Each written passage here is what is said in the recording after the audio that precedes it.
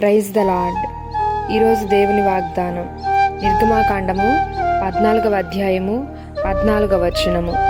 యెహోవా మీ పక్షమున యుద్ధము చేయును, మీరు ఊరకయే ఉండవలనని ప్రజలతో చెప్పెను. ఈరోజు పరిశుద్ధాత్మ దేవుడు మనకిస్తున్న వాగ్దానం ఏమనగా, ఇశ్రాయేలీలు ఐగుప్తు దేశమును విడిచిపెట్టి ఆ యొక్క ఎర్ర సముద్ర మార్గంలో ప్రయాణిస్తున్నప్పుడు వారి పరిస్థితి ఏ విధముగా ఉన్నదంటే, అరణ్యంలో చిక్కుబడిపోయారు.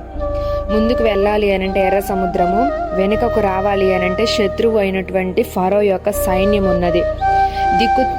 దిక్కుతోచినటువంటి పరిస్థితులలో దేవునికి ప్రార్థింపగా దేవుని యొక్క కృపను బట్టి వారికి దేవుడు తన సహాయమును అందించారు.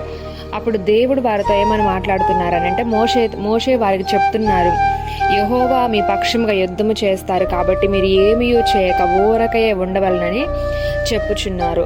అలాగా వారు ఊరకయే నిలిచి దేవుని స్తుతించుచున్నప్పుడు ఆ శత్రువులతో దేవుడే వెళ్ళి తన యొక్క దూతలను పంపించి యుద్ధము చేసి ఆ ఫరో యొక్క రథములను, ఫరో యొక్క గొప్ప సైన్యం అంతటిని కూడా ఎర్ర సముద్రంలో కలిసిపోయే విధముగా, సంహరించే విధముగా దేవుడే వారిని హతము చేసి ఉన్నాడు.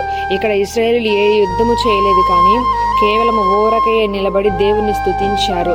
ఈ రాత్రి ఈ యొక్క దినము మీ జీవితాలలో కూడా ఎవరైతే కష్టాలున్నాయి, కన్నీళ్ళున్నాయి, వేదన, దుఃఖము, శోధనలు ఉన్నాయి అని వాటిని చూచి భయపడుతున్నారో, భయపడడం ఆపివేసి, కృంగిపోవడం ఆపివేసి వాటి గురించి చింతింపకుండా ఇక్కడ దేవుని వైపు చూచి ఆయనను స్తుతించినట్లయితే ఎర్ర సముద్రంలో మార్గమును ఏర్పాటు చేసిన దేవుడు నీ శ్రమలో కూడా ఈరోజు నీ కొరకు తప్పకుండా ఒక శ్రేష్టమైన మార్గంను తెరచి ఆ మార్గంలో నిన్ను స్థిరపరచి దీవిస్తాడు.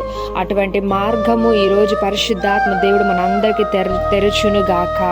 ఆమేన్.